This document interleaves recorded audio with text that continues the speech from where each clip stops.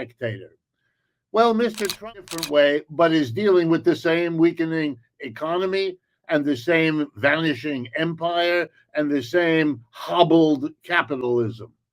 But Mr. Trump's specialty, and that goes back to the first time he became a serious public figure, if you remember, riding down that escalator somewhere in New York City and explaining to the world that the problems we face are about Mexican immigrants, people whom he then that have lots of slandered. problems, and they're Mr. bringing Trump those problems with us. specializes, as leaders often do in declining empires, in finding scapegoats. They're bringing drugs, they're bringing crime, they're rapists. And some, I assume, are good people.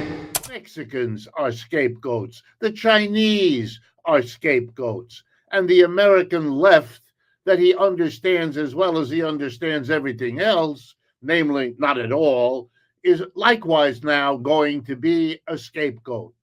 When you can't fix a problem, you blame somebody for it to detract from your failure to fix it. Mr. Trump told us he was going to end the war in Ukraine in a matter of days or weeks. False. He was going to end the war in Gaza in a short time. False. He's actually gone to war in Iran, a war that wasn't there when he became president, and he's gearing up, evidently, to do the same to Venezuela. Video of the U.S. blowing up a boat in the southern Caribbean. President Trump says it was carrying drugs from Venezuela and that the strike killed 11 members of the notorious gang Tren de Aragua, or TDA. The man is finding people around the world to blame. I want to remind people, it's a parallel I would take seriously. Germany, in the years before Hitler, faced the loss of its empire. That was accomplished in World War I, when literally the German Empire in Africa, Asia, was taken away by the winning side of World War I, so the Germans lost their empire.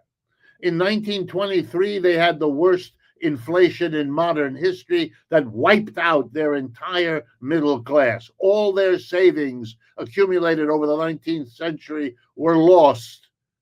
And it ended up by the end of 1923, all those savings were barely enough to get you a quarter pound of butter at the local store. And then in 1929, as we all know, the Great Depression hit.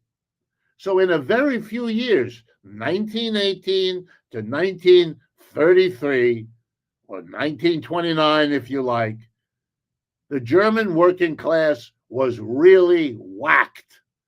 And in desperation, they turned to a leader who promised them, I'll fix it right away, and here are the scapegoats: Jews, Roma people, Slavic people, all the collection of scapegoats Mr. Hitler specialized in.